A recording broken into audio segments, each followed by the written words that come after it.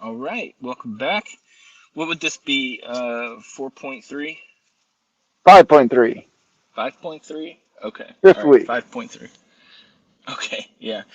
Okay, so this kind of goes along something that I was listening to with Scott Adams. And my question for you, without context, is how should the citizens of the United States practice holding their government accountable? I remember this one. Um,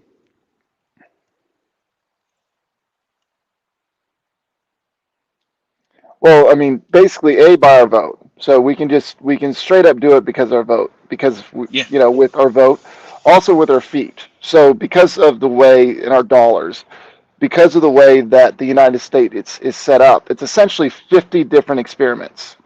And so, if you're in an area where you have no hope of turning the tide, just for example, Dave Rubin, he was trying to turn the tide in California. Um, he got 100% behind Larry Elder, and the Democratic propaganda machine came out and said that Larry Elder was the black face of white supremacy, Hmm. which is ludicrous to say the least. Like people like yelling at me, "You hate Hispanics! You're a white racist!" And I'm like, "I'm 1/4 Hispanic. What are you talking about?" I totally am volunteering to send myself to the gulag. Like I don't get it. So yeah, so essentially what that's the way they attacked Larry Elder, and Larry Elder lost the his run for governor of California. And Larry Elder is amazing. He's the one that really woke Dave Rubin up, and Dave Rubin, just creator of Rumble, and not creator of Rumble, but he was creator of Locals, and now he's a partner in Rumble. Um, he just picked up and moved to Florida, somewhere close to Miami, this past month. He did everything he could, or at least fought really hard to make California great again. And then whenever he lost that battle, he went fight the war elsewhere, and he moved. And he's going to save tons of tax money because he moved. Like he's hiring like another 10 to 12 people just based upon the amount of tax money that he saves by moving his business out of California. So he's actually moving, and then rather than being a greedy capitalist, he's being a capitalist that is being pragmatic. I can do a better product, and I can just hire more people because of the money I saved. And so he's using his foot vote and his dollar vote. So that's one way we can do it. Also, when you can get a gun, because that holds the government in check. In Australia, they gave up their guns, and the government's now locking them in camps if they test positive. That's not happening in at least 50% of America. It's definitely not happening. And pretty much in most of America, it's not going to happen because we have lots of guns. So, and that's why we're going to keep having lots of guns. And that's why we're going to fight for the Second Amendment, because it's the amendment that secures our freedom of speech. It's the amendment that secures everything else as long as the American populace is heavily armed, and hopefully will continue to become more and more heavily armed. They're not going to dare to try to use tyranny to suppress people. And to me, that's the way that we can hold our government accountable in very basic ways. And then I like Scott Adams' other idea of getting a negotiator to speak on behalf of the people. Um, that's a topic that's being built upon, but I like it. That's actually a really good idea, and it kind of covers what I was just about to say because, sorry, my windows are down, and now you can hear my neighborhood traffic. Oh, I'm just not going to worry about it because I don't have power to my car at the moment. But anyway, Yeah, what I was going to you can hear my neighborhood traffic as well, so it's all good.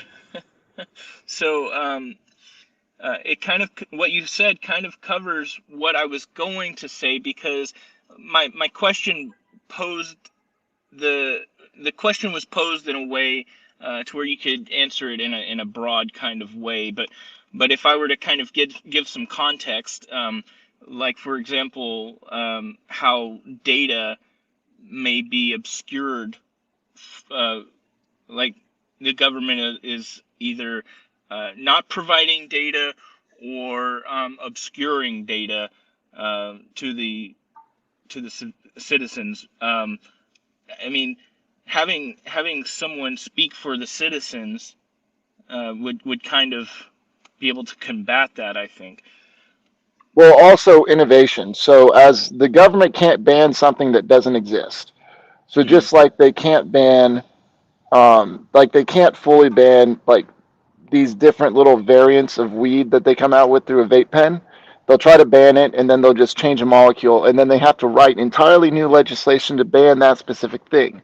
The Hmm. government is inherently slow, and so innovation is what stays ahead of a totalitarian regime. Um, and so, like for example, like you mentioned data, we've got all the data at our fingertips. The main thing is looking for We it. kind And of don't, though. We have data at our fingertips, but we don't have all of the data at our fingertips. There are things that they purposefully hide from us. well, they try to, but it doesn't always work. As a matter of fact, like most of the time, whenever the government apparently is set to release a lot of data this year from years past, um, on different things that they hid, like for example, as an example of what will be shown in 75 years, that basically they hid all the studies of coronavirus and the vaccines. They hid those studies for 75 years. We won't see those studies for 75 years unless a judge intervenes. And so basically, a dump is coming this year on that type of stuff.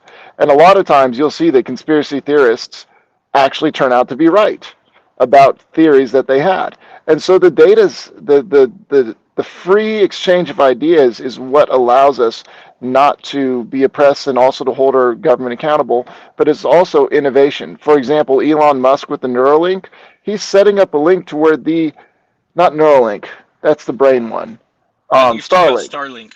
Yeah. Yeah. Um, he's setting up something to where you won't be able to shut down the internet ever. He's literally making it so that no.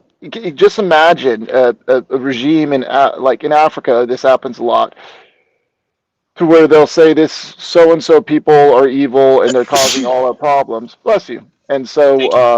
we need to go and kill all these people. And these people in certain areas in Africa, I'm just using this as an example, have no access to the internet or very little, and then governments will just completely shut down access to the internet during a world war, not a world war, but a civil war.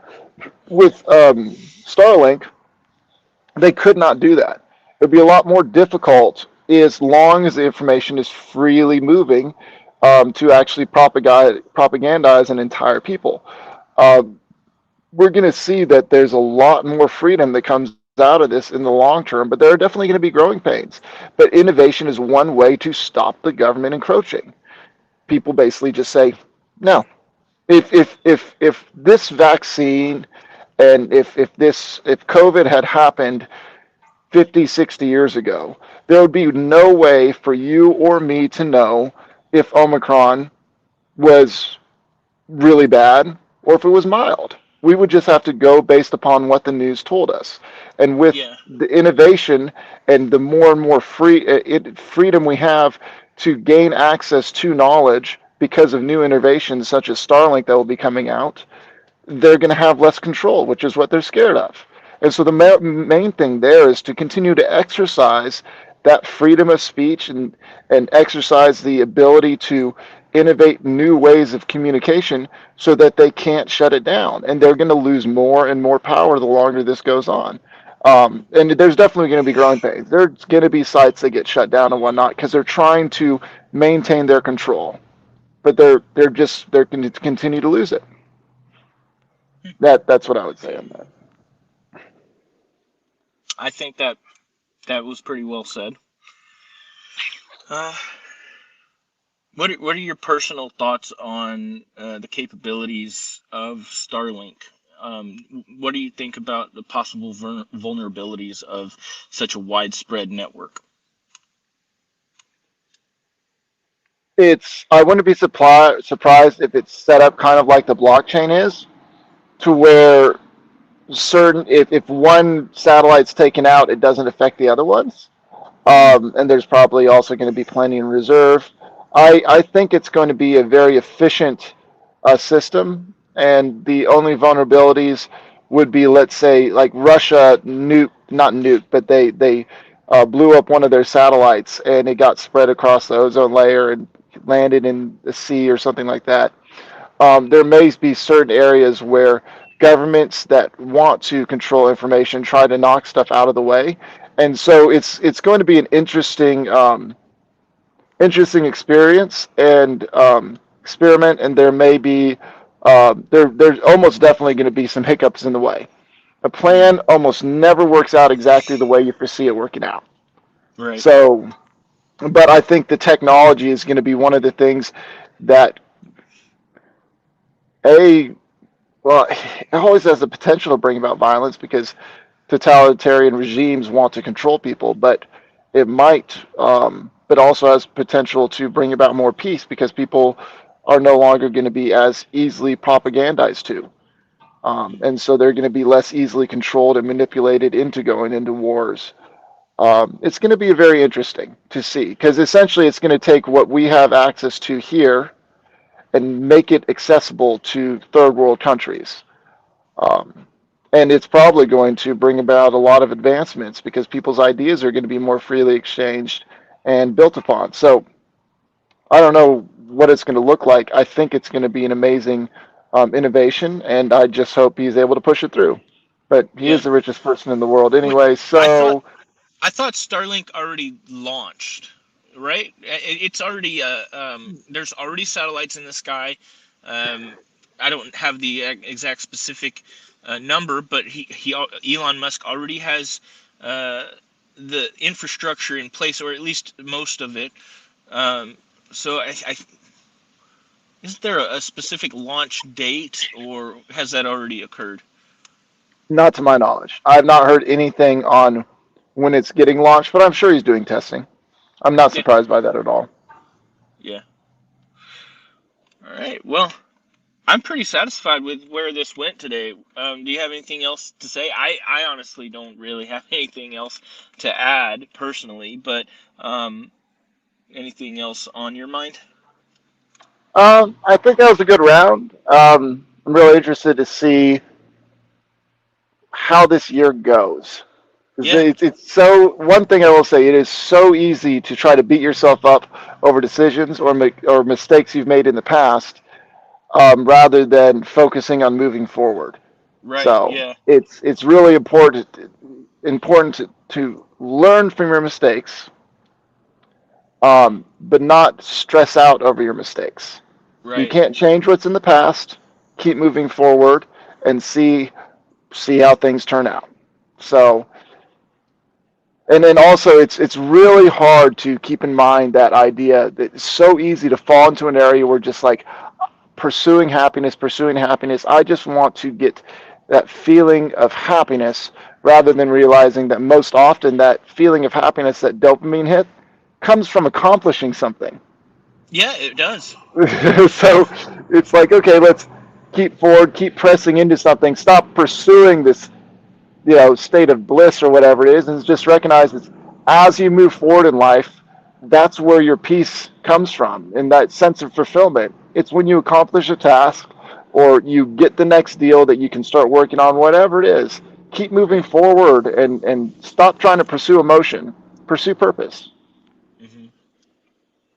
All right. Well, right on, man. Right on. This is KoaColekin out.